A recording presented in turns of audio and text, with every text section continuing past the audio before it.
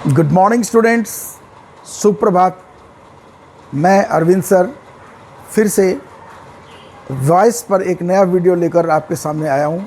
Students, मुझे आशा ही नहीं पूर्ण विश्वास है कि आप मेरे पिछले 4 वीडियो से बहुत कुछ सीखे होंगे।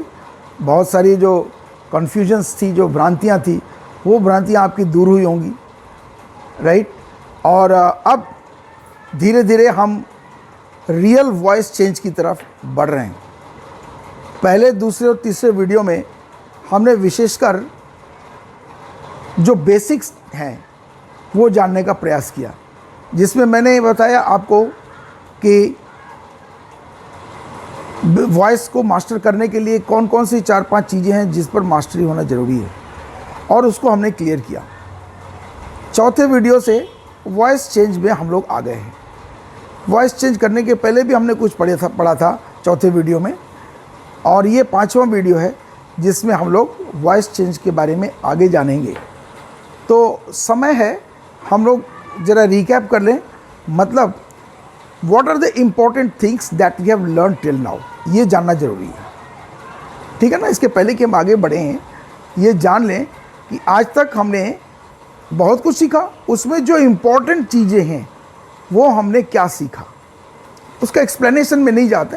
इम्पॉर्टेंट चीज़ें क्या, what is the result, what is the essence that we got, यानी जो हमने पढ़ा उसका मुख्य सार क्या है, मुख्य तत्व क्या है, ये हम ज़रा सा रिकैप कर लेते हैं। तो मेरे प्यारे दोस्तों, मेरे प्यारे स्टूडेंट्स, चलिए आइए देखते हैं कि क्या हमने सीखा। यहाँ देखिए, यहाँ पर आज वॉइस पढ़ रहे हैं, जिसमें आज हम लोग बेसिकली पढ़ेंगे चेंजेस इन वर्ब्स, और ये स्टेप नंबर 5 है। 4 स्टेप हम लोग कवर कर चुके हैं 4 वीडियोस में। अभी हमारा रिकैप का टाइम है। तो what important things we have learn till now, यानी आज तक हम लोगों ने कौन कौन सी इम्पॉर्टेंट चीज़ें पढ़ी हैं, जैसे एक बार रिफ्रेश कर लेते हैं, वो बहुत ज़रूरी है, क्योंकि बहुत सारी चीज़ें पढ़ी हैं, कन्फ्यूज़न क्रिएट होना स्वाभाविक है। आइए देखते हैं। पहला चीज़ जो हमने पढ़ा अबाउट टेंस वर्ब, राइट। कि टेंस क्या है, वर्ब का टेंस से क्या रिलेशन है, वर्ब के बेसिक काइंड्स कितने हैं जो कि वॉइस के पॉइंट ऑफ व्यू से इंपॉर्टेंट है, राइट। और कौन सा ऐसा वर्ब है जिसको वॉइस के पॉइंट ऑफ व्यू से हमको इग्नोर करना है, राइट। ओके, शायद आपको याद होगा कि हमने प्रिंसिपल वर्ब और ऑक्सिलरी वर्ब की बात की थी। शायद आपको याद होगा नॉन फाइनाइट्स की बात करी थी हमने। तो नॉन फाइनाइट से हमको मतलब नहीं है, प्रिंसिपल वर्ब और ऑक्सिलरी वर्ब से मतलब है। अभी आज हम लोग इसके बारे में और डिटेल से चर्चा करेंगे, क्योंकि आज हम लोग पढ़ने जा रहे हैं चेंजेस इन वर्ब्स।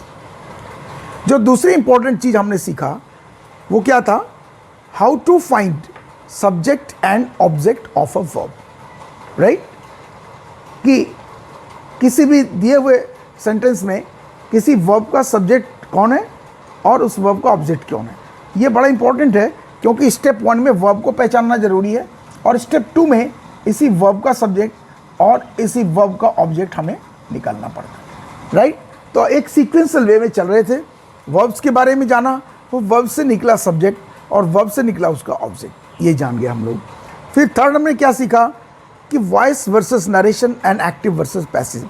ये जानना बुक्स में, किताबों में ये सब नहीं मिलता, लेकिन मेरे हिसाब से ये ज़रूरी था जानना, क्योंकि जैसा मैंने बार बार बताया, स्टूडेंट्स ऐसी गलतियां करते हैं, तो वो गलतियां ना करें, इसलिए मेरा ये सिद्धांत है कि आप सही को भी जानिए और गलत को भी जानिए। जब आप गलत को जानेंगे तो आप गलत नहीं करेंगे। गलतियां तब होती हैं जब आप एग्ज़ाम में बैठते हैं और आपको कन्फ्यूज़न होता है कि ये सही है कि नहीं है। यह कन्फ्यूज़न दूर होने के लिए हमें गलत के बारे में भी जानकारी रखनी है। ये लाइफ में भी एक सिद्धांत बना लीजिए कि केवल सही को मत जानिए, सही के साथ साथ गलत को भी जानिए कि ये गलत है, right. Okay, so voice versus narration और एक्टिव वर्सेस पैसिव में क्या डिफरेंस है, ये डिफरेंस इंपॉर्टेंट है। लोग सिमिलैरिटीज़ खोजते हैं, सिमिलैरिटीज़ से ज़्यादा इंपॉर्टेंट डिफरेंस होता है कॉन्सेप्चुअल क्लैरिटी के लिए। तो ये हमने सीखा। अब हम लोग इतना सीखने के बाद हमने बेसिकली क्या देखा यहाँ पर, कि हमने वर्ब्स को पहचान लिया, सब्जेक्ट ऑफ द वर्ब और ऑब्जेक्ट ऑफ द वर्ब पहचान लिया। अब क्वेश्चन आया कि जो वॉइस चेंज करते हैं एक्टिव से पैसिव में या पैसिव से एक्टिव में, तो उसका रूल्स क्या है, यहाँ से असली वॉइस शुरू हो रहा है। तो इसमें हमने अभी तक 3 चीज़ें सीखी, याद आ रहा है। पहली चीज़ क्या सीखी, what change and what do not change, यानी जब एक्टिव से पैसिव में बदलते हैं या पैसिव से एक्टिव में बदलते हैं तो जो जितने पार्ट्स ऑफ स्पीच हैं उसमें से कौन कौन बदलता है और कौन कौन नहीं बदलता। जो नहीं बदलता उसको ज्यों का त्यों लिखना है, तो उस पर हमको फोकस नहीं करना है, इसलिए पहले हमने आपको ये पढ़ाया। इसमें हमने आपको क्या बताया था कि दो ही चीज़ें विशेष हैं जो हमें ध्यान में रखनी है, वो क्या, what do not change, what changes. एक है आपका सब्जेक्टिव एंड ऑब्जेक्टिव प्रोनाउन,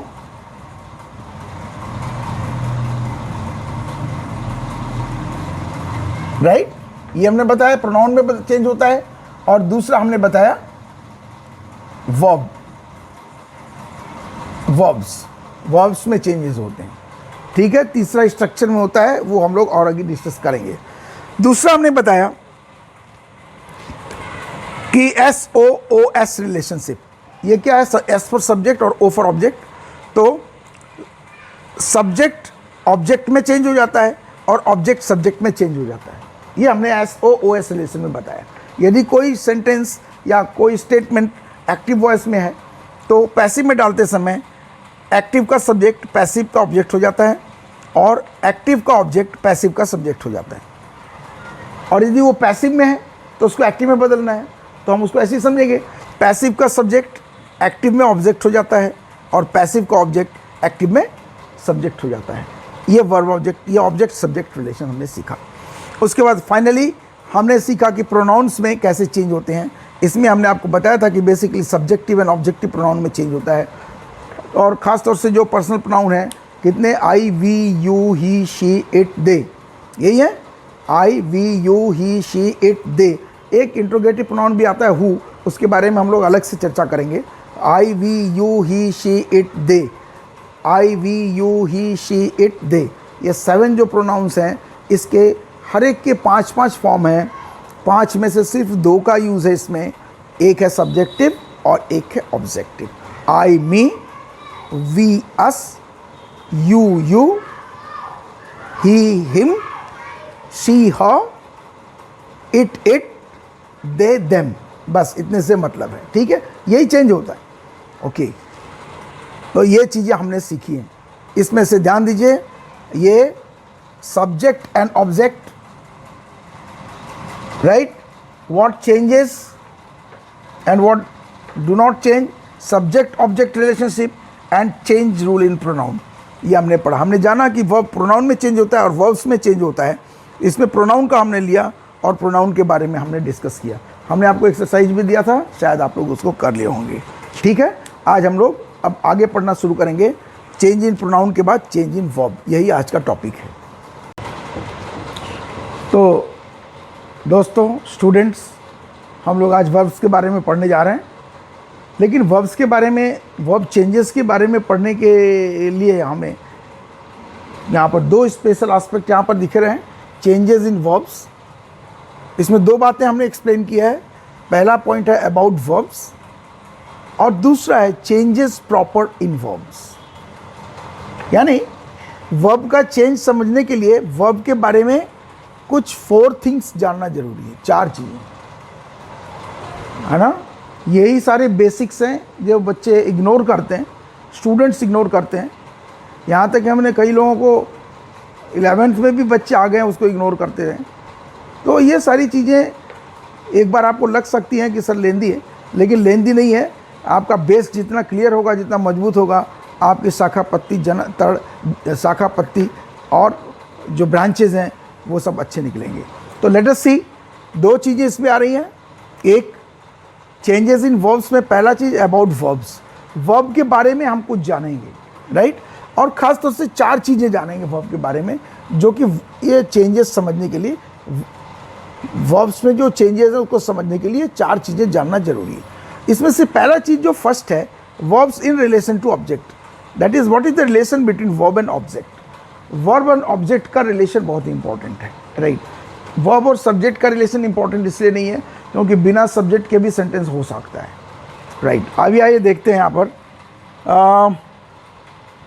पहला यहाँ पर आपको 1, 2, 3, 4, 5 सेंटेंसेस दिए हुए हैं, पहला सेंटेंस क्या है?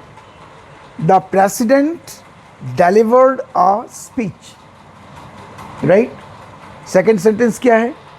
Some people run every day. Third sentence क्या है? I ran a marathon race last year. Fourth sentence क्या है? Vanita wrote. And what is the fifth sentence? Fifth sentence is my father gave me a gift, right? तो हमें क्या पढ़ रहे हैं? वर्ब के बारे में पढ़ रहे हैं, वर्ब चेंजेस. तो सबसे पहले हम वर्ब को अंडरलाइन करते हैं. देखिए, the president delivered a speech में वर्ब है, ये वर्ब है. Some people run every day, इसमें ये वर्ब है. I ran a marathon race last year, इसमें ये वर्ब है. वनिता रोट, इसमें ये वर्ब है. And my father gave me a gift, इसमें ये वर्ब है. वर्ब पकड़ लिए. हमारा क्या है? वर्ब और ऑब्जेक्ट का रिलेशन देखना. तो इस वर्ब का ऑब्जेक्ट निकालना पड़ेगा हर एक का. वर्ब का ऑब्जेक्ट कैसे निकलता है? याद आ रहा है?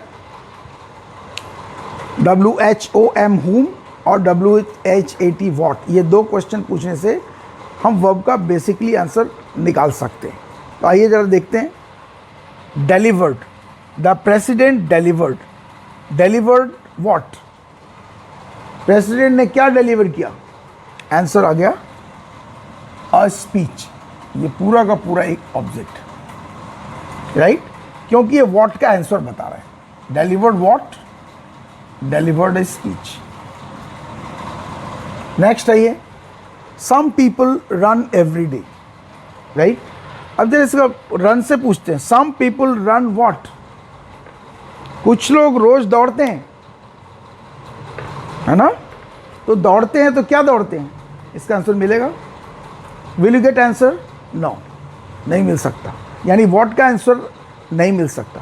चलिए, सम पीपल रन होम, कुछ लोग किसको दौड़ते हैं? ये भी इररिलेवेंट क्वेश्चन है, फ्यूटाइल क्वेश्चन है, राइट, नॉनसेंसिकल क्वेश्चन है, राइट. तो यानी व्हाट और होम दोनों का आंसर नहीं मिला. इसका मतलब इसमें ऑब्जेक्ट नहीं है. इसमें क्या है? No object.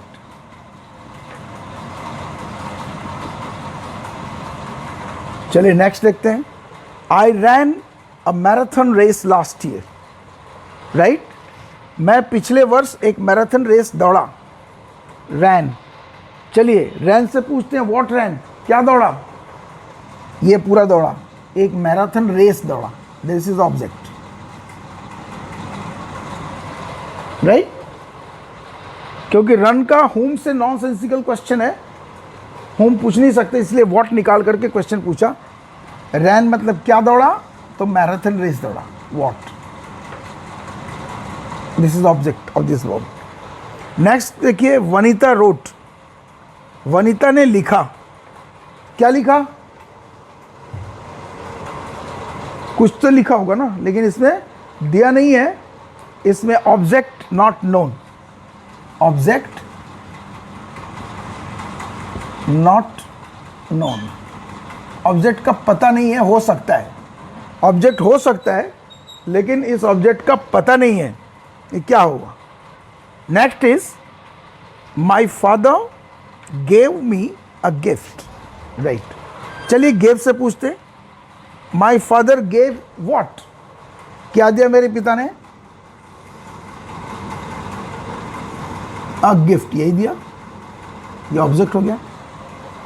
My father gave home, किसको दिया? तो मुझे दिया. ये भी ऑब्जेक्ट हो गया. इसमें WHOM होम का क्वेश्चन का आंसर आ रहा है. इसमें WHAT व्हाट का आंसर आ रहा है. तो यहां पर दो ऑब्जेक्ट है, एक ये और एक ये, दो, राइट. तो वर्ब और ऑब्जेक्ट के बारे में हमने क्या देखा?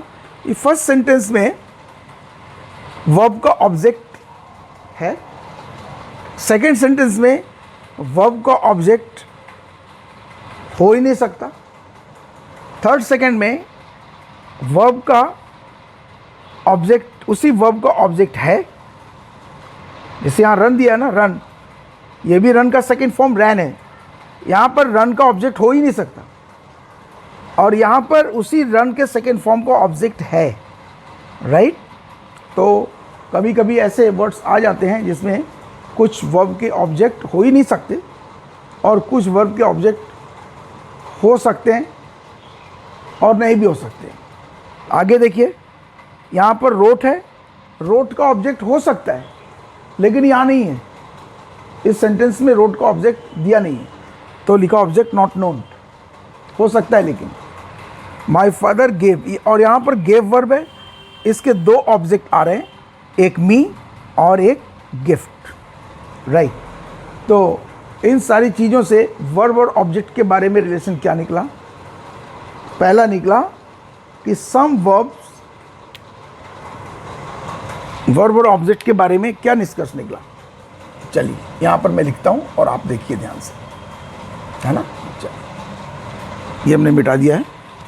वर्ब और ऑब्जेक्ट के बारे में रिलेशन निकला। पहला पॉइंट निकला, all verbs do not have objects। सभी वर्ब का ऑब्जेक्ट नहीं होता, राइट। एक तो ये हुआ, जैसे है ना, some verbs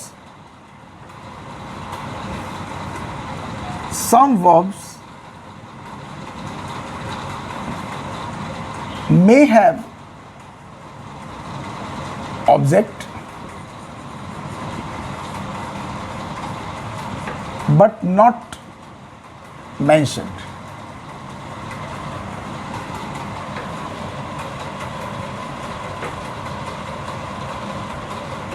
कुछ वर्ब का ऑब्जेक्ट हो सकता है लेकिन मेंशन ही नहीं है। जैसे रोट का ऑब्जेक्ट हो सकता है लेकिन यहां पर दिया ही नहीं है, not given.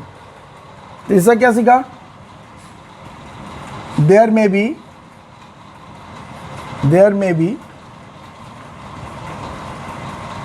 two verbs, there may be two objects,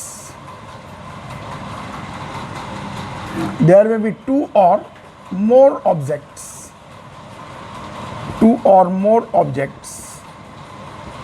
for the same verb। एक ही वर्ब के दो या दो से अधिक ऑब्जेक्ट हो सकते हैं। अब मेरे ध्यान से देख लीजिए, all verbs do not have objects. सभी वर्ब के ऑब्जेक्ट्स नहीं होते। कुछ ऐसे वर्ब्स होते हैं जिनके ऑब्जेक्ट होते हैं, कुछ के ऑब्जेक्ट हो ही नहीं सकते। Some verbs may have objects but not mentioned. किसी सेंटेंस में कुछ वर्ब के ऑब्जेक्ट तो हो सकते हैं लेकिन वो मेंशन नहीं होते। और तीसरा, देयर मे बी टू और more objects for the same verb. एक ही वर्ब के एक सेंटेंस में दो या दो से अधिक ऑब्जेक्ट हो सकते हैं। जैसे यहाँ पर गेव एक वर्ब है और इसका दो ऑब्जेक्ट है, मी, और दूसरा ऑब्जेक्ट है अ गिफ्ट, राइट।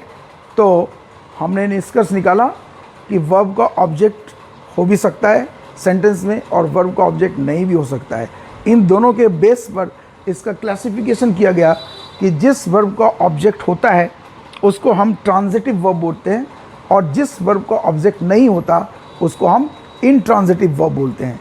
यानी जिस वर्ब का ऑब्जेक्ट होता है उसको सकर्मक क्रिया बोलते हैं। आपको याद होगा हिंदी में, इंग्लिश में ट्रांजिटिव वर्ब बोलते हैं, और जिस वर्ब का ऑब्जेक्ट नहीं होता उसको हम इनट्रांजिटिव वर्ब या अकर्मक क्रिया बोलते हैं, राइट। यदि आपको इसको उतारना हो तो आप इसे उतार सकते हैं, स्क्रीनशॉट ले सकते हैं। हमने इन एग्जाम्पल से और इसका निष्कर्ष जो निकला उससे हमने जो सीखा वो यहाँ पर मैं आपको एक वर्ड डायग्राम के थ्रू शो करने का प्रयास करूँगा। तो ये एग्जाम्पल से जो हमने सीखा वो क्या चीज़ें सीखा ये हमने लिख दिया। 3 बातें लिखी थी, इसे लैंग्वेज में मैंने लिखा है, और इसी को हम जरा इसे वर्ड डायग्राम से फाइनल स्ट्रक्चर देते हैं। ये लिखा है वर्ब्स। ऑब्जेक्ट्स के रिलेशन में वर्ब 2 प्रकार के होते हैं, एक ट्रांजिटिव और एक इनट्रांजिटिव। ट्रांजिटिव वर्ब वो होता है दैट हैव ऑब्जेक्ट्स, जिसके ऑब्जेक्ट होते हैं, राइट। और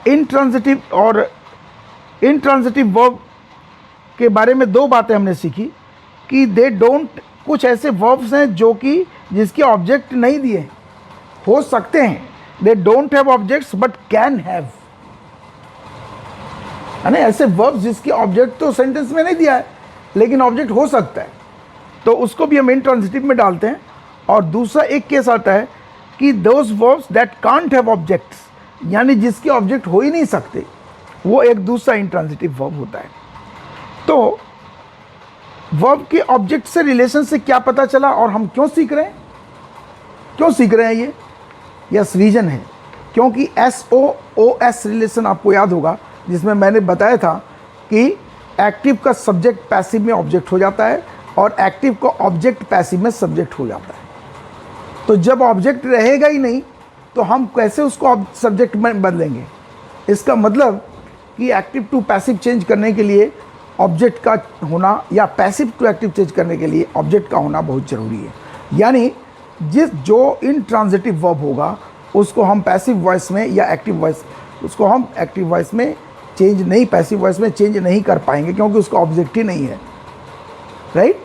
लेकिन जिसका ऑब्जेक्ट होगा हम उसी को वॉइस में चेंज कर सकेंगे, एक्टिव या पैसिव में। तो यहाँ क्या लिखा हुआ है, transitive verb that have objects, voice change possible. इस केस में वॉइस चेंज पॉसिबल है जिसका ऑब्जेक्ट होता है। और इस केस में देखा हमने कि जिसका ऑब्जेक्ट हो तो सकता है लेकिन है नहीं, तो इसके लिए वॉइस चेंज पॉसिबल तो है but object has to be found out, यानी उसमें ऑब्जेक्ट का हमको अपने दिमाग से, अपने बुद्धि से, अपने विवेक से और सेंटेंस के मीनिंग के हिसाब से पता लगाना पड़ेगा, राइट। जैसे फॉर एग्जांपल एक सेंटेंस लिखा है ट्रेसपासर्स विल बी प्रोसिक्यूटेड।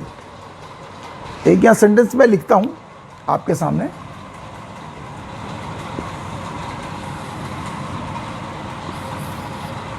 क्या लिखा है, ट्रेसपासर्स विल बी प्रोसिक्यूटेड।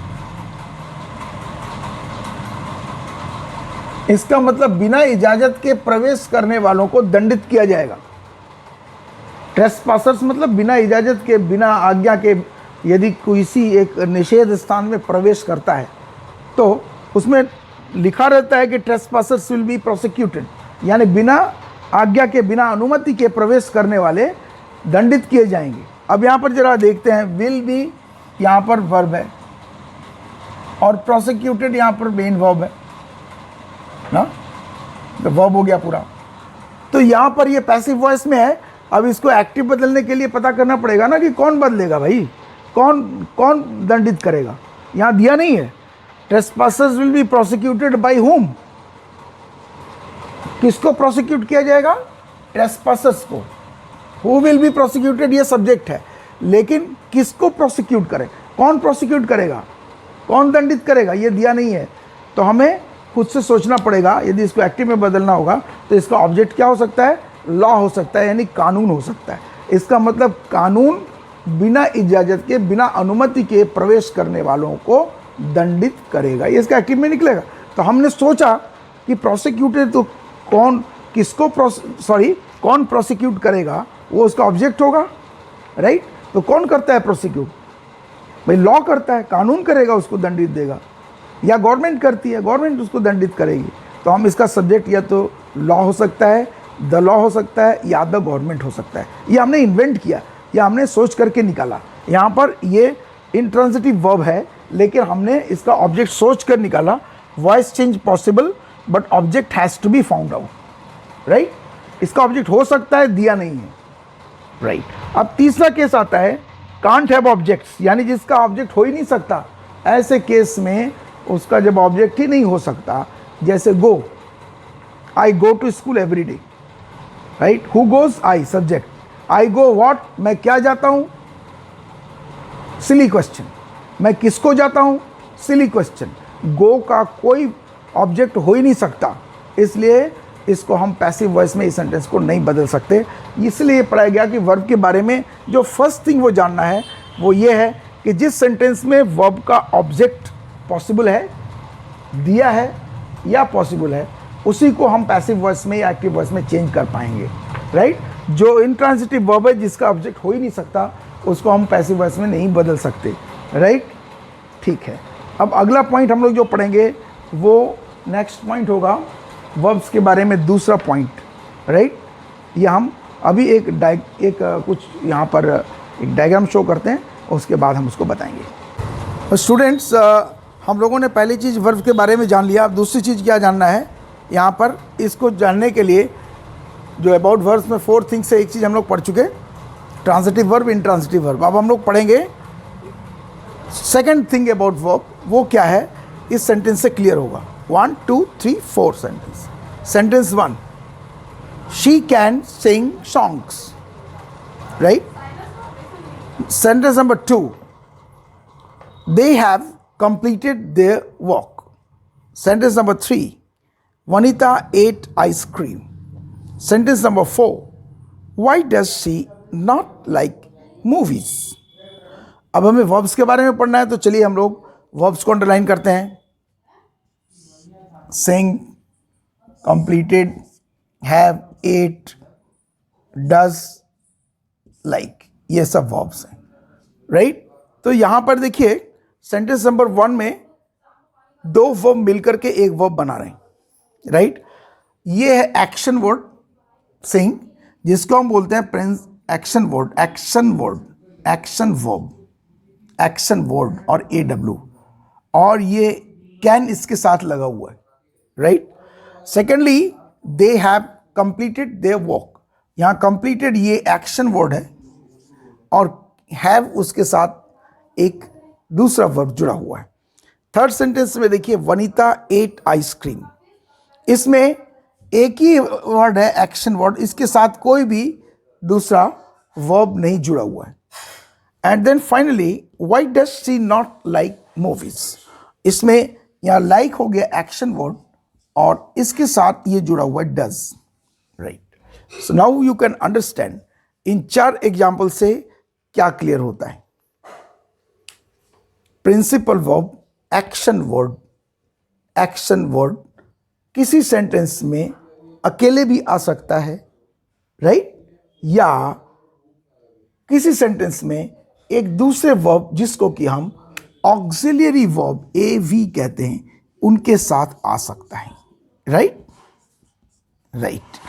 ये ऑक्सिलरी वर्ब एक्चुअली में काम क्या करते हैं, ये ऑक्सिलरी वर्ब टेंस डिसाइड करते हैं। क्या करते हैं ये? टेंस डिसाइड करते हैं, राइट। तो ऑक्सिलरी इसका मतलब होता है हेल्पिंग वर्ब्स, राइट। तो क्या समझ में आया कि in some sentences auxiliary action words are accompanied with auxiliary verbs. Action words are accompanied with auxiliary verbs. Action words are accompanied with auxiliary verbs. Or in some sentences, action words come alone. कुछ sentence में action word अकेले आता है और कुछ sentence में action word auxiliary verbs के साथ आता है। ये हम क्यों जान रहे हैं? तो हमने ये क्यों जान रहे हैं अभी बताते हैं। यानी प्रिंसिपल वर्ब में प्रिंसिपल वर्ब जो होता है वो 2 तरह से आता है, विथ ऑक्सिलरीज यानी ऑक्सिलरीज के साथ आता है, और विदाउट ऑक्सिलरीज या इसके साथ कोई ऑक्सिलरी वर्ब्स नहीं होते, विदाउट ऑक्सिलरीज, राइट। ये हमने एक नई चीज़ सीखी कि इन अ सेंटेंस जो वर्ब है वो प्रिंसिपल वर्ब है, वो ऑक्सिलरी वर्ब के साथ आ सकता है। जैसे यहाँ पर ऑक्सिलरी कैन है, यहाँ ऑक्सिलरी वर्ब हैव है, यहाँ ऑक्सिलरी वर्ब डज है, राइट। और कुछ सेंटेंस में प्रिंसिपल वर्ब अकेले आता है, जैसे यहाँ पर एट, इसके साथ कोई भी ऑक्सिलरी वर्ब नहीं लगा हुआ है, right. This is the second thing that we have to know, right. Third thing क्या जानना है ये अभी हम आपको बताते हैं। तो अबाउट वर्ब्स के बारे में 2 चीज़ हमने सीखा, तीसरी चीज़ अब आगे सीखने जा रहे हैं। क्यों सीख रहे हैं? थोड़ा थम जाए कि आगे बढ़ें? क्या सोच रहे हैं? कंफ्यूजन आ रहा है? कोई कंफ्यूजन नहीं रहना है, आपको पढ़ना है 2 ही चीज़ में चेंज पढ़ना है, एक प्रोनाउन के चेंज में के बारे में चेंज और दूसरा वर्ब के बारे में चेंज। प्रोनाउन के बारे में हम लोग पढ़ चुके हैं कि प्रोनाउन कैसे चेंज होता है, एक्टिव से पैसिव में, सब्जेक्ट से ऑब्जेक्ट में, ऑब्जेक्ट से सब्जेक्ट में, उसके फॉर्म अलग होते हैं, है ना। अब हम क्या पढ़ रहे हैं? हम पढ़ रहे हैं वर्ब में चेंज कैसे होगा। लेकिन वर्ब में चेंज क्या होगा ये जानने के पहले वर्ब के बारे में थोड़ा सा जान लेते हैं। तो वर्ब के बारे में 2 चीज़ें जाने हैं, तीसरी चीज़ बता रहे हैं। अभी अभी हमने बताया आपको कि सेंटेंस में जो मेन वर्ड है, प्रिंसिपल वर्ब, जो एक्शन वर्ड है, वो अकेले भी हो सकता है इसके, और दूसरा वो एक्शन वर्ड के साथ कोई इसके पहले ऑक्सिलरी वर्ब भी आ सकता है। दोनों केस हो सकता है। तो सोचना पड़ेगा ना कि वर्ब में चेंज करना है तो ऑक्सिलरी वर्ब में करना है कि प्रिंसिपल वर्ब में करना है, ऑक्सिलरी वर्ब में करना है कि नहीं करना है, प्रिंसिपल वर्ब में करना है कि नहीं करना। तो वर्ब में चेंज जब हम पढ़ेंगे तो वर्ब का जो क्लासिफिकेशन किया, प्रिंसिपल वर्ब, ऑक्सिलरी वर्ब, है ना, तो किस में चेंज होगा पहले हम जाने तो सही कि वर्ब का एक्चुअली में स्ट्रक्चर क्या है, तो उसमें किस में चेंज होगा और क्या चेंज होगा। ये 3 चीज़ें हैं। तो हम लोग अभी वर्ब के बारे में जान रहे हैं। पहला चीज़ हमने सीखा कि वर्ब ट्रांजिटिव हो सकता है, इंट्रांजिटिव हो सकता है। वर्ब का यदि ऑब्जेक्ट नहीं हो सकता तो उसमें कोई वॉइस चेंज होगा ही नहीं, राइट। और वर्ब यदि ट्रांजिटिव हुआ तो उसका वॉइस चेंज होगा, राइट। और वर्ब का यदि वॉइस नहीं दिया हुआ है, ऑब्जेक्ट नहीं दिया हुआ है, तो उसका, लेकिन उसका ऑब्जेक्ट हो सकता है, तो हमको डिस्कवर करना पड़ेगा। ये चीज़ सीखा हमने, ठीक है। दूसरा चीज़ हमने क्या सीखा? दूसरा चीज़ हमने सीखा अभी अभी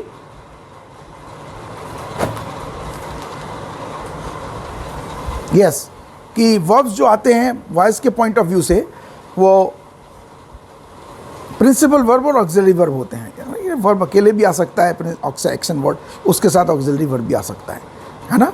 तो जरा देखें तो सही कि जो ऑक्सिलरी वर्ब आता है वो कैसा होता है ना। जरा देखिए, आइए मेरे साथ, चलिए। तीसरी चीज़ हम सीख रहे हैं।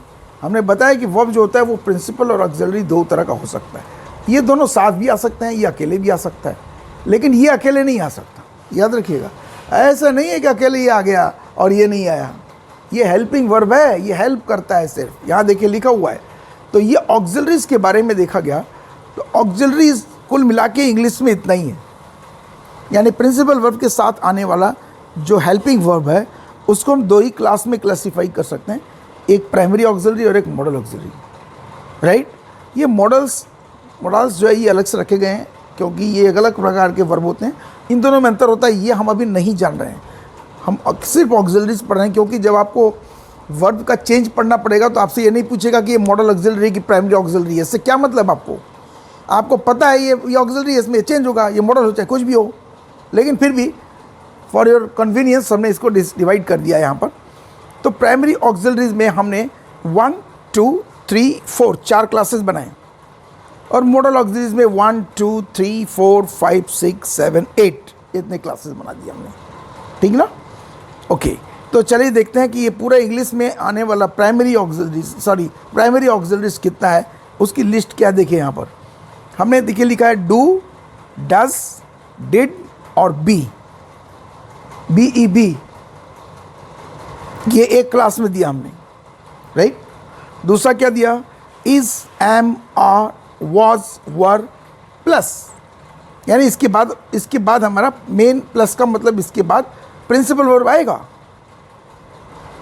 Has, have, had, will, shall, have, will have, shall have, right. इसके बाद प्लस, यानी इसके बाद हैज़ के बाद प्रिंसिपल वर्ब आएगा, हैव के बाद प्रिंसिपल वर्ब आएगा, हैड के बाद प्रिंसिपल वर्ब आएगा, विल हैव के बाद प्रिंसिपल वर्ब आएगा, शैल हैव के बाद प्रिंसिपल वर्ब आएगा, ठीक है। इसलिए प्लस लिखा है यहाँ पर।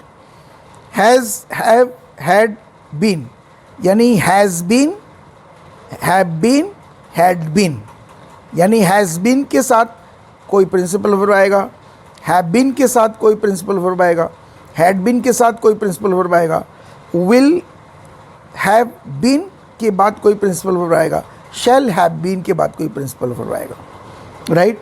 तो ये हमने क्यों किया, इसके एक पीछे रीज़न है। यदि आप ध्यान से देखें तो ये एक्चुअली में क्या है, ये सिंपल टेंस है, या इसको हम इंडेफिनिट टेंस भी कहते हैं। इसको हम क्या बोलते हैं? इनडेफिनिट, राइट ना, है ना, प्रेजेंट इंडेफिनिट, पास्ट इंडेफिनिट या सिंपल प्रेजेंट, सिंपल पास्ट। और इसमें जो ये बी है, ये जब अकेले आता है ना, इज, एम, आर या वॉज और वर, या यह बी के रूप में आता है। जैसे ही इज़ ए बॉय, वहाँ इज सिंपल प्रेजेंट टेंस से जा रहा है, उसके साथ कोई दूसरा वर्ब नहीं है, अकेले है। आपको इसके बारे में ध्यान से बताएंगे। बी, डू और हैव, ये तीन वर्ब जो होते हैं, ये तीन वर्ब प्रिंसिपल ऑक्सिलरी वर्ब का भी काम कर सकते हैं और प्रिंसिपल वर्ब का। इसको हम बाद में समझेंगे, ऑल अबाउट वर्ब्स पढ़ेंगे तब, अभी उसको जानने की ज़रूरत नहीं है, मत जानने दी। सीधा सीधा लिखिए, डू, डज, डिड, इसके बाद कोई प्रिंसिपल वर्ब आता है तो सिंपल प्रेजेंट टेंस में आता है, राइट। उसके बाद is, am, are, was, were, इसके बाद प्लस लगता है। ये जो है ये आता है आपका कंटिन्यूस टेंस में। क्या आता है? इज, एम, आर के बाद आईएनजी लगता है ना। He is writing, you were writing, ING continuous में आ गया। Has, have, had, will, shall have, ये आता है परफेक्ट टेंस, राइट। और ये फाइनली आता है perfect continuous, perfect continuous, right. अब देख लीजिए ध्यान से इसको, राइट, इसको बड़े ध्यान से देखिए, सॉरी, बहुत ध्यान से देखिए इसको, फिर से देखिए इसको ध्यान से, कोई बात नहीं है। ये देखिए बी, डू, हैव लिखा है ना, ये डू का मतलब डू, डज, डिड तीनों आ गया इसमें, और बी ऑलरेडी आया है, राइट। फिर यहाँ दूसरा देखिए, बी का फॉर्म होता है is, am, are, was, were. इन दोनों में डिफरेंस ये है कि इज, एम, आर के साथ कोई वर्ब नहीं आ रहा है, प्रिंसिपल वर्ब। यहाँ पर is, am, are, was, were के साथ वर्ब में आईएनजी आ रहा है, इसलिए प्लस लिखा हुआ है, राइट। ये कंटिन्यूस में आ गया। Has, have, had, will have, shall have, ये सब हैव का फॉर्म है। प्रेजेंट में हैज़, हैव है, पास्ट में हैड है, फ्यूचर में विल हैव, शैल हैव है। और यहाँ देखिए has been, have been, had been, will have been, ये भी हैड का ही फॉर्म है। तो बेसिकली ये तीन ही है ऑक्सिलरीज, राइट। इसको क्लासीफाई कर दिया हमने। अब ये परेशान होने की ज़रूरत नहीं है, बिल्कुल बिल्कुल आप बिल्कुल चिंता मत करिए। कारण ये है कि आपको सिर्फ पता होना चाहिए कि ये वर्ब है, ऑक्सिलरी वर्ब है। ये कौन से टेंस में है, क्या टेंस में है, आपके एग्जामिनेशन में नहीं आएगा। आपको तो वॉइस चेंज करना है, या वॉइस चेंज किया हुआ है करेक्शन करना है उसमें, या एडिटिंग करनी है, राइट। उसमें कुछ मिस्टेक्स हो गए हैं, कुछ पॉइंट मिसिंग है, कुछ वर्ड्स मिसिंग है, राइट। तो आपको ये नहीं पूछेगा कि ये किस टेंस में है, आपको लिस्ट पता होनी चाहिए, और लिस्ट बड़ी सरल है। अंग्रेजी में ज़्यादा कुछ है नहीं, कुल मिलाकर के गिने चुने हैं, बेसिकली तीन है यहाँ पर प्राइमरी ऑक्सिलरीज में, और इसी के अलग अलग टेंस में फॉर्म अलग अलग है, राइट। चलिए अब दूसरा आता है मॉडल ऑक्सिलरीज। ये भी होता है जैसे can, could, may, might, shall, should, will, would, must, ought to, has to, have to, had to and use to, right. इन सब के बाद कोई ना कोई प्रिंसिपल वर्ब जरूर आएगा। जैसे I can write, it could rain, you may come, she might leave, right. Shall, should, will, would, इसके बाद कोई ना कोई प्रिंसिपल वर्ब जरूर आता है। जैसे यहाँ पर भी बी को छोड़ करके बाकी सब के बाद प्रिंसिपल वर्ब का कोई ना कोई रूप जरूर आता है। तो हमें बेसिकली समझना ये है कि हम तो ऑक्सिलरीज के बारे में समझ रहे। देखिए यहाँ पर सीधा सीधा ऑक्सिलरीज लिखा हुआ है, प्रिंसिपल वर्ब के बारे में हम भी नहीं समझ रहे हैं। हम तो जानते हैं कि प्रिंसिपल वर्ब का मतलब होता है एक्शन वर्ड, राइट। यानी खेलना, कूदना, उछलना, जाना, खाना, सोना, लिखना, पढ़ना, सोचना, ये इसकी जो इंग्लिश वर्ड होती है वो सब के सब प्रिंसिपल एक्शन वर्ड्स हैं, राइट। तो जब हम वर्ब का चेंज पढ़ रहे हैं तो हमें ऑक्सिलरी वर्ब के बारे में भी जानना है, और तब उसमें क्या चेंज होगा ये भी समझना है, और प्रिंसिपल वर्ब में क्या चेंज होगा ये भी समझना है। तो अभी हम फिलहाल हम वो लिस्ट जान रहे हैं कि भाई ऑक्सिलरी वर्ब में कौन कौन से ऑक्सिलरी वर्ब हो ही सकते हैं। ज़्यादा तो है नहीं, राइट, इतने से ही हैं, और इसी में सब उठा पटक इधर उधर चलेगा।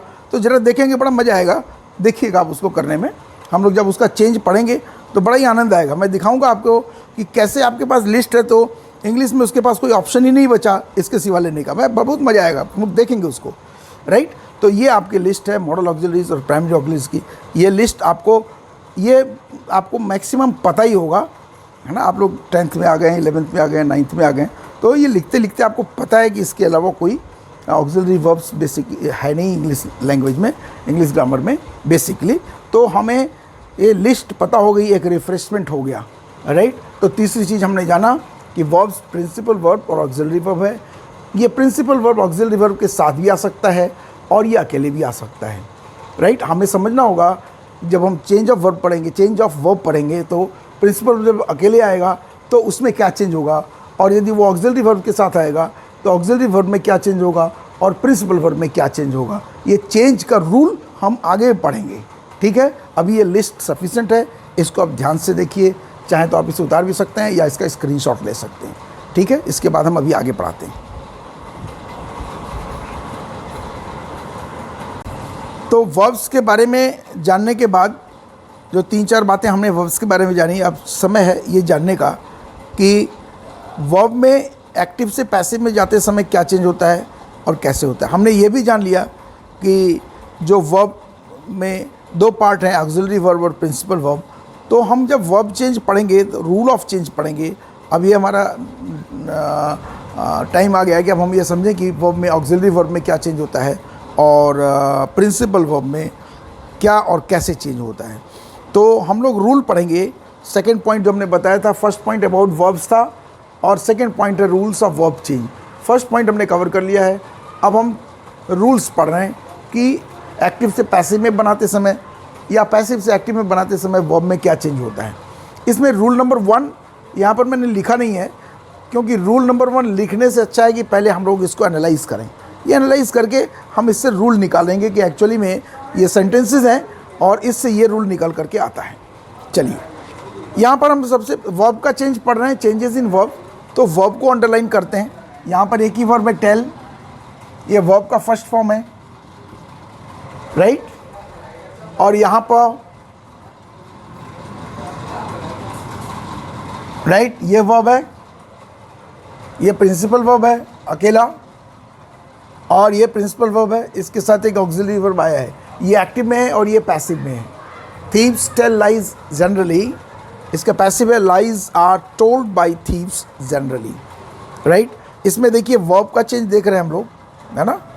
जरा सा ध्यान से देखो, ये पीवी है प्रिंसिपल वर्ब, वर्ब का फर्स्ट फॉर्म, ये प्रीवी है, ये वर्ब का थर्ड फॉर्म है, राइट। यहाँ पर कोई ऑक्सिलरी वर्ब नहीं लगा, यहाँ पर लग गया पैसिव में। अब जरा देखते हैं इसको, फिर से एक बार देखें। यहाँ पर प्रिंसिपल वर्ब विदाउट ऑक्सिलरी में है ये, यानी प्रिंसिपल वर्ब अकेले भी आ सकता है। यहाँ पर इसका एग्जाम्पल ये दिया हुआ है, लेकिन जब पैसिव में आता है तो उसके साथ ऑक्सिलरी आ जाता है। जरा दूसरा चीज़ देखते हैं, दूसरा एग्जाम्पल। एक्टिव में सी डजंट प्ले क्रिकेट, ओके। यहाँ पर देखते हैं कि वर्ब कौन सा, ये डज लगा हुआ है और ये प्ले लगा हुआ है। ये NOT नॉट, ये वर्ड ऑफ निगेशन है। यहाँ पर बेसिकली ये ऑक्सिलरी वर्ब है ना, और ये प्रिंसिपल वर्ब है, ये वर्ब का फर्स्ट फॉर्म है। जरा पैसिव में करके देखते हैं। Cricket is not played by हर, इसमें यहाँ पर इज़ है और ये प्लेड है, ये प्रिंसिपल वर्ब है और ये ऑक्सिलरी वर्ब है, राइट। Okay fine. जरा से नेक्स्ट देखते हैं। थर्ड में एक्टिव वॉइस में है, रोशनी विल प्ले चेस, और इसका पैसिव में है, chess will be played by Roshni. Now let us see, अभी देखते हैं। ये प्रिंसिपल वर्ब है पीवी और ये ऑक्सिलरी वर्ब है विल। अब यहाँ पर देखते हैं विल बी प्लेड, ये ऑक्सिलरी वर्ब है और ये प्रिंसिपल वर्ब है, प्रिंसिपल ऑक्सिलरी वर्ब, राइट। तो अभी हम रूल देखते हैं क्या समझ में आया इसमें। जरा सा टेंसेस के बारे में सोचते हैं, है ना। एक्टिव और पैसिव का टेंस के बारे में सोचते हैं। ये किस टेंस में है, थीव्स टेल लाइज। वर्ब का फर्स्ट फॉर्म किस में यूज़ होता है, वर्ब का first form simple present tense में यूज़ होता है। तो ये हो गया सिंपल प्रेजेंट टेंस, राइट। अब जरा सा इस पर ध्यान देते हैं। पैसिव में देखते हैं, आर लगा है, तो आर किस में आता है, जरा सा याद दिला दे आपको, जो हमने ऑक्सिलरीज की लिस्ट दी थी, प्राइमरी ऑक्सिलरीज की, यदि आप उसमें देखें तो सिंपल टेंस में क्या था, इज, एम, आर, राइट, और बी, बी ई बी। और इसको मैंने 3 क्लासेस दिया था, sorry, I am very sorry, नहीं इसको थोड़ा मिटा देते हैं, ये ऐसा नहीं रहा,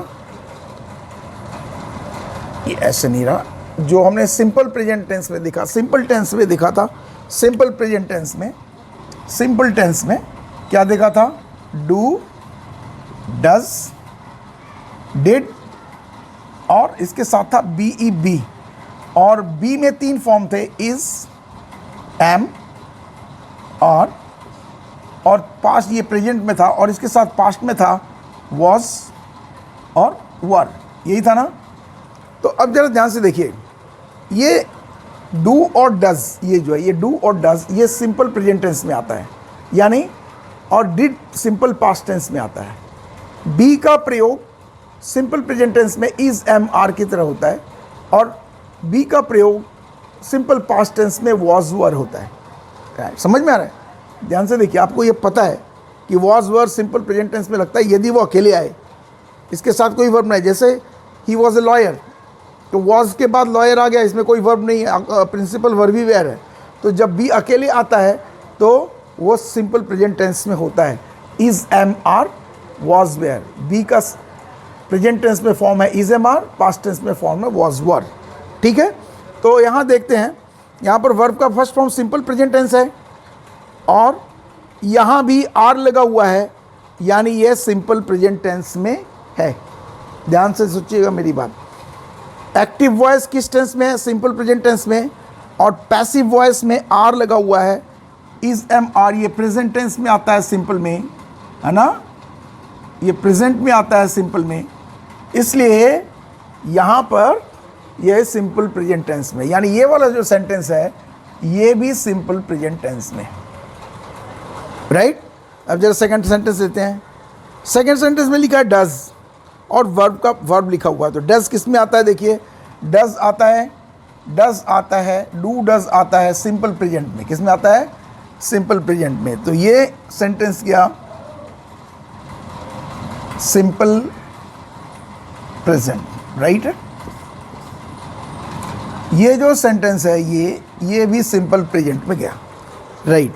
अब जरा इसको पैसिव में देखते हैं।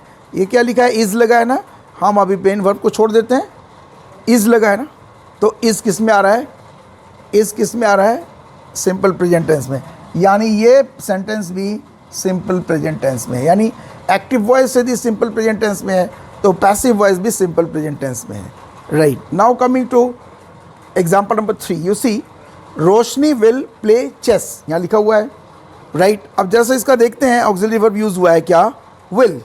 विल किस में आता है, विल आता है फ्यूचर में, और विल के साथ वर्ब का फर्स्ट फॉर्म आता है सिंपल फ्यूचर। क्या है ये, simple future, simple future, right. ये सेंटेंस सिंपल फ्यूचर में, और यहाँ पर विल बी, शैल बी, ये भी सिंपल फ्यूचर में आता है, तो ये सेंटेंस भी सिंपल फ्यूचर में है, राइट। तो नाउ यू सी, हमने अभी भी क्या सीखा कि if a sentence in active voice is in a particular tense form, then the passive voice will also remain in the same tense form. यानी यदि एक सेंटेंस सिंपल पास्ट टेंस में है तो उसका पैसिव वॉइस भी सिंपल पास्ट टेंस में ही होगा, वो पास्ट परफेक्ट में नहीं जा सकता, राइट। जैसे यदि कोई सेंटेंस पास्ट परफेक्ट में है तो वो एक्टिव वॉइस में, उसका पैसिव वॉइस भी पास्ट परफेक्ट में ही रहेगा, वो सिंपल पास्ट में नहीं जा सकता। प्रेजेंट में तो जाने का सवाल ही नहीं उठता, पास्ट का पास्ट में रहेगा, फ्यूचर का फ्यूचर में रहेगा, प्रेजेंट का प्रेजेंट में रहेगा। लेकिन उसमें भी स्पेसिफिक क्लासिफिकेशन है, जैसे आपको पता है कि हर एक टेंस को 4 क्लासेस में डिवाइड किया है। सिंपल जैसे प्रेजेंट टेंस है तो simple tense, right, continuous tense, perfect tense और परफेक्ट कंटिन्यूस टेंस, ये 4 भागों में डिवाइड किया गया है। यदि कोई सेंटेंस प्रेजेंट टेंस में है और प्रेजेंट में परफेक्ट में है, राइट, तो एक्टिव वॉइस में, पैसिव वॉइस में भी वो प्रेजेंट में परफेक्ट में रहेगा, वो प्रेजेंट में सिंपल में नहीं आ सकता, राइट। तो हमें ऑक्सिलरी वर्ब का क्लासिफिकेशन मैंने इसीलिए कराया था अभी थोड़ी देर पहले जिसमें मैंने लिस्ट दिया, लिस्ट ऑफ ऑक्सिलरी वर्ब्स, जिसमें मैंने लिखा था सिंपल टेंस, देन लिखा था कंटिन्यूस टेंस, देन लिखा था परफेक्ट टेंस, देन लिखा था परफेक्ट कंटिन्यूस टेंस, राइट।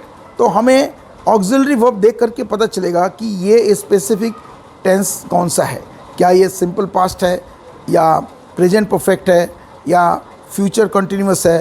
ये देख करके हमें ऑक्सिलरी वर्ब से पता चलता है। तो रूल ये निकल के आ रहा है कि यदि एक सेंटेंस किसी एक टेंस में है तो और वो एक्टिव वॉइस में है या पैसिव वॉइस में है, तो उसको पैसिव में बदलने के लिए या पैसिव को एक्टिव में बदलने के लिए टेंस वही रहेगा, टेंस बिल्कुल नहीं बदलेगा, राइट। प्रेजेंट है तो प्रेजेंट में रहेगा, लेकिन प्रेजेंट में किस टेंस में है वो उसी टेंस में रहेगा। प्रेजेंट में परफेक्ट में है तो एक्टिव वॉइस में, तो पास्ट में भी पैसिव में भी प्रेजेंट में परफेक्ट में ही रहेगा। हाँ, वो ये ज़रूर जानना ज़रूरी है कि सिंपल प्रेजेंट टेंस में एक्टिव वॉइस में जो फॉर्म होता है वो पैसिव वॉइस में जाकर क्या हो जाता है, ये हम लोग पढ़ेंगे। लेकिन पहला रूल हमने क्या सीखा कि tense does not change, tense doesn't change with change of voice, tense doesn't change with change of voice. Voice के चेंज के साथ टेंस नहीं बदलता, ये पहला चीज। वॉइस में चेंज हो जाएगा लेकिन टेंस नहीं बदलेगा, right. Clear, this is rule number 1, याद रहेगा ना। ये इंपॉर्टेंट क्यों है, ये नरेशन और वॉइस का डिफरेंस भी बताता है। जब हम नरेशन करते हैं, डायरेक्ट से इनडायरेक्ट स्पीच में डालते हैं तो टेंस बदल जाता है मोस्ट केसेस में, राइट, डिपेंड करता है, राइट ना। लेकिन एक्टिव वॉइस में कभी नहीं बदलता टेंस, टेंस ज्यों का त्यों रहेगा, राइट। वर्ब का फॉर्म उस टेंस में क्या होगा वो चेंज हो सकता है, लेकिन वो प्रेजेंट सिंपल में है तो प्रेजेंट सिंपल में ही रहेगा, पैसिव में भी और एक्टिव में भी, ठीक है। ये चीज़ आपको ध्यान में रखनी है। सो students, today we have come to almost the end of present video. आज के वीडियो में जो मैंने बताया आज हम लोग उसके एंड पर पहुंच गए। लेकिन जैसा कि हम लोग को ये जानना ज़रूरी है कि आज के वीडियो में हमने क्या सीखा एक्चुअली में। तो लर्निंग आउटकम जिसको बोलते हैं, तो what was the learning outcome of today's class, today's lecture. आज का लेक्चर का लर्निंग आउटकम क्या है ये हम लोग शॉर्ट में रिकैपिचुलेट करेंगे, उसको रिफ्रेश करेंगे। तो यहाँ पर आप बोर्ड में देखिए, इसमें मैंने दिखाया यहाँ पर टुडेज़ लर्निंग आउटकम, राइट। इसमें हमने शुरुआती करी थी वर्ब्स को, अबाउट वर्ब्स के बारे में और वर्ब चेंजेस के बारे में 2 क्लासेस बनाए थे। अबाउट वर्ब्स के बारे में डिस्कस किया हमने। अबाउट वर्ब्स के बारे में हमने सबसे पहले चीज़ जो सीखा वो था कि वर्ब्स ट्रांजिटिव हो सकते हैं या इनट्रांजिटिव हो सकते हैं। ट्रांजिटिव का मतलब ऐसे वर्ब जिसके ऑब्जेक्ट होते हैं या हो सकते हैं, जिसके ऑब्जेक्ट होते हैं, राइट। इनट्रांजिटिव का मतलब वो वर्ब्स, वो क्रियाएं जिनका ऑब्जेक्ट या तो नहीं हो सकता या तो होता नहीं है, राइट।